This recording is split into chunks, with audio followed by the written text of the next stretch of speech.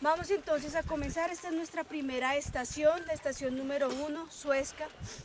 En esta estación vamos a hacer todo el análisis edafológico. ¿Cómo se hace el análisis edafológico? Cuando nosotros hablamos de la edafología ya habíamos dicho que es la que estudia los suelos y su relación con el entorno, es decir, sus componentes ambientales, atmosférico, geosférico, biosférico, hidrosférico y antrópico. Para que nosotros hagamos un estudio edafológico debemos tener en cuenta todo lo que es nuestra ventana cartográfica. Entonces cuando vayamos nosotros a campo, pues ojalá vayamos siempre con los mapas, con una información previa. Y ahí, ¿qué es lo que nosotros tenemos que analizar? Primero, ¿cuál es nuestra ventana cartográfica? Nuestra ventana cartográfica en campo debe ser mucho más amplia que la ventana cartográfica real de nuestro proyecto. Esa ventana cartográfica es lo que alcance a cubrir prácticamente nuestra vista. Entonces, ¿qué es lo que nosotros tenemos que analizar? Todo el contexto histórico de la formación de la región a nivel geológico, o sea, la parte geocronológica es lo que nos va a dar a nosotros el por qué estamos nosotros aquí, ¿sí? Cómo se formaron estos grandes levantamientos, plegamientos, todo lo que nosotros observamos, que es lo que nos da los modelados del paisaje. Después de esto, analizar cuál es el contexto climático en el cual nos encontramos, ¿sí? Luego, ver cuáles son las geomorfologías que encontramos allí para homologarlos con los modelados del paisaje. Luego, ver cuáles son las diferentes coberturas vegetales que encontramos. Después, dentro de ese mismo aspecto, ver cuáles son los usos del suelo que el hombre le está dando a la región. Eso es lo que ustedes van a hacer ahora. Yo les voy a dar, por lo tanto, un contexto histórico de esto. Allá abajo, por favor no se acerquen ahora, pero ahí alcanzan a ver una curva. Este es el río Bogotá. El río Bogotá viene desde el norte, que está en Villapinzón, en esta zona, hacia allá, y pues va haciendo todo su recorrido hasta llegar allá a Bogotá. Toda esta zona estuvo cubierto por la última glaciación, ¿sí? Descendieron las lenguas glaciáricas. Inicialmente esto era un anticlinal, todo esto era roca, ¿sí? Desde esas montañas de allá hasta las que encontramos allá al fondo. Todo esto era la montaña. Por la dinámica y la erosión glaciárica de esa lengua que descendió, esta lengua, que no la vemos pero descendió por supuesto, formó todo ese valle que observamos allá hacia el fondo. Ese valle es el valle que nos formó la deglaciación, la última glaciación. Cuando fue descendiendo, en la medida que fue desecando, fue rompiendo todo este anticlinal. Cuando lo rompió, quedó lo que se llama un anticlinal colgante. ¿Colgante por qué? Porque encima de lo que era ese gran techo, todos esos materiales se desgastaron, se degradaron y fueron a formar suelos más adelante. Y nos formó unas formas diferentes a lo que era antes. O sea que sobre ese anticlinal descansan diferentes formas por la dinámica glaciárica. Entonces cuando nos quedan anticlinales colgantes, nos da la impresión que fueran sinclinales, ¿sí? Pero no es así, o sea, esto no es un sinclinal, sino al contrario era un anticlinal y quedó colgante por la dinámica glaciárica. Entonces bajó y una vez se fue desecando y con todo este cambio climático fue quedando inicialmente el gran lago de Humboldt. Toda esa zona plana que ustedes observan allá es lo que era ese círculo glaciárico que nos formó el gran lago de Humboldt hasta llegar a Bogotá, que nos dio toda la planicie lacustre.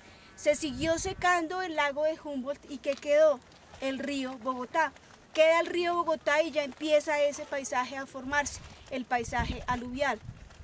El río Bogotá se fue secando, pero algunas zonas de la laguna fueron quedando, de ese gran lago, perdón, fueron quedando en lo que hoy son los humedales. Esos humedales son los rastros de los antiguos círculos glaciáricos de la última glaciación. Tras este contexto, nosotros vemos que actualmente están ya unos paisajes diferentes. Si nosotros le vamos a dar el nombre de los modelados del paisaje a esta ventana, tendríamos que empezar primero porque esto estuvo sumergido, ¿cierto? Esto estuvo sumergido y antes inclusive de la glaciación esto era fondo del océano. Toda la cordillera oriental fue parte de la llanura abisal del océano, del mar Caribe, océano Atlántico. Entonces, si le fuésemos a dar el nombre al modelado, pues tendríamos que nombrar casi todos, ¿cierto? Entonces, para nombrar el modelado, pensemos en cuál fue la estructura inicial y lo que está actuando en el momento, ¿sí? O sea que ya ni modelado litoral, ni modelado oceánico, ni eso entra a participar en el nombre del modelado. Bueno, una vez bajo esto nos encontramos nosotros dentro de la cordillera oriental que va y donde termina en la cordillera de Mérida en Venezuela.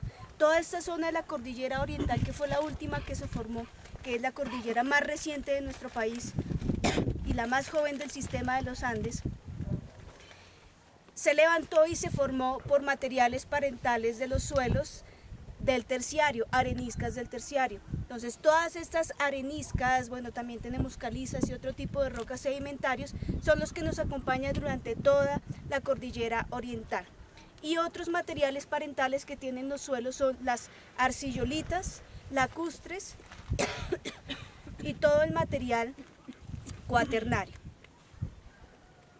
¿Qué otro material parental nos puede acompañar? Ya lo dijimos, las cenizas volcánicas, ¿cierto? Las cenizas volcánicas también se convierten en material parental, recordemos que son los litometeoros, pero que provienen de las cordilleras, de la cordillera central de nuestro país.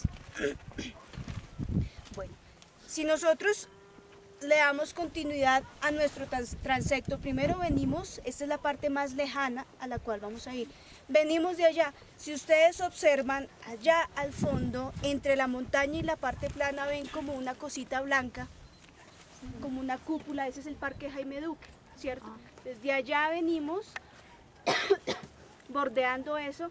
Entre esas montañas que se ven al fondo del Jaime Duque, pues hay un vallecito por el cual nosotros pasamos, que es por el cual pasa el río Bogotá, y nosotros pasamos por ahí por el Alto Uce. Entonces venimos de esos modelados antrópicos allá, toda esa zona de la planicie lacustre, luego la planicie aluvial, subimos por los piedemontes que se ven cubiertos por estos bosques, estos reforestaciones que hay, bajamos nuevamente a las partes de las planicies y las terrazas altas, luego subimos nuevamente a los piedemontes, pasamos por las planicies aluviales hasta llegar aquí a este lugar. El transecto donde continuará, iremos hacia Sesquilé, que queda allá en ese sector, en el sector de ese piedemonte por donde están esas montañas. Si ustedes ven al fondo como unas montañitas ahí arrugaditas, como tres, se llama el páramo de las Tres Viejas. Entonces iremos bordeando por la parte baja del piedemonte, pasaremos por esa colina aquí al lado derecho, que está esa colinita por el lado izquierdo, seguiremos pasando, detrás de esa colina llegaremos a la represa, ¿cierto?, de Tominé, pasaremos por Guatavita, finalmente llegaremos a La Carrera y descenderemos para dar la vuelta y llegar nuevamente a Bogotá, ¿cierto? Entonces ese será nuestro circuito. Geológicamente entonces tenemos ya los materiales parentales que hablamos.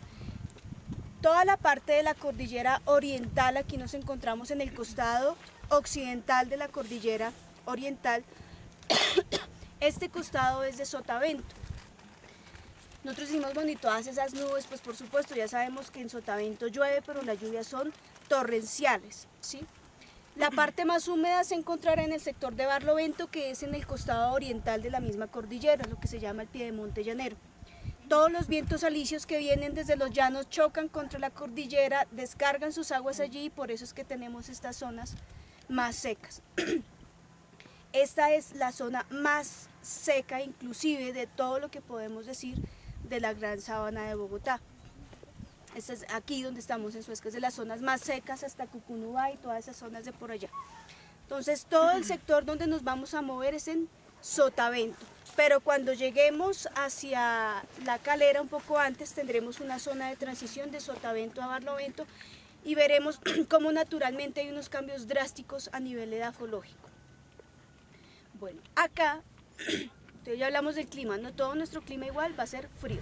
Dentro de su perfil es importante que tengan en cuenta la altimetría para que exageremos también las pendientes del terreno y podemos representar bien los modelados. En su perfil ustedes deben escribir concretamente en el transecto qué modelado es, ¿sí? O sea, modelado por modelado, no el conjunto de modelados, sino cada uno aparte, y cada uno su material parental, su geomorfología, todos los factores formadores del suelo. Bueno, ¿cómo se analiza la parte edafológica para llevarlo a un informe? Nosotros tomamos, alguien tiene una hojita, por favor, un esfero grandecito, y les muestro qué es lo que tenemos que hacer. Trajeron su brújula, ¿verdad? Bueno, aquí tenemos, gracias. Listo, y regálenme un esferito por ahí. Entonces, primero, existe lo que se llama el punto del observador, que es el punto central, o sea, nuestro punto va a ser este. Y alrededor de él nosotros establecemos unos cuadrantes. O sea que el punto del observador va a ser el centro de su hoja.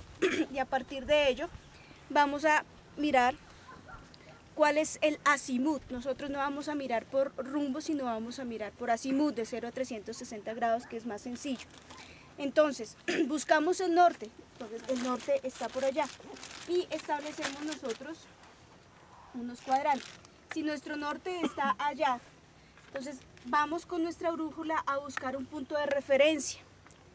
Si el punto de referencia es, por ejemplo, ese techo verde, esa cosa verde que ustedes ven allá, establecen ustedes qué punto. De pronto eso les dio que está a 10 grados azimut.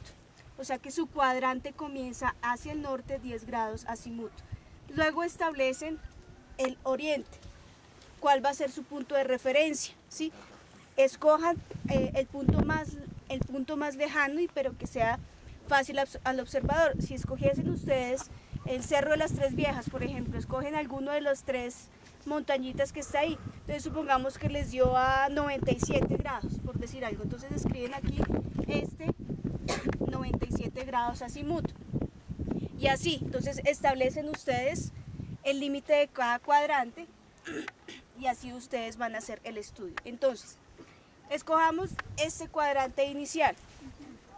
Ustedes van a analizar todos los factores formadores del suelo por cuadrante, teniendo en cuenta también la dinámica de degradación de suelos. La dinámica de degradación de suelos es por drenaje, por escorrentía y fenómenos de remoción en masa, ¿sí? Entonces, primero, factores formadores del suelo, geología, geomorfología, ¿sí? Entonces, pero es que todo esto es terciario, todo esto es arcillolita, sí, pero es que se van a dar cuenta que por cuadrante la dinámica tiende a ser diferente, ¿sí? Y eso nos permite a nosotros después dar recomendaciones específicas, ¿sí? Entonces, primero eso. Segundo, lo que es la degradación del suelo por los 3 tipos de erosión que vimos. El tercer paso va a ser cuál es la dinámica poblacional.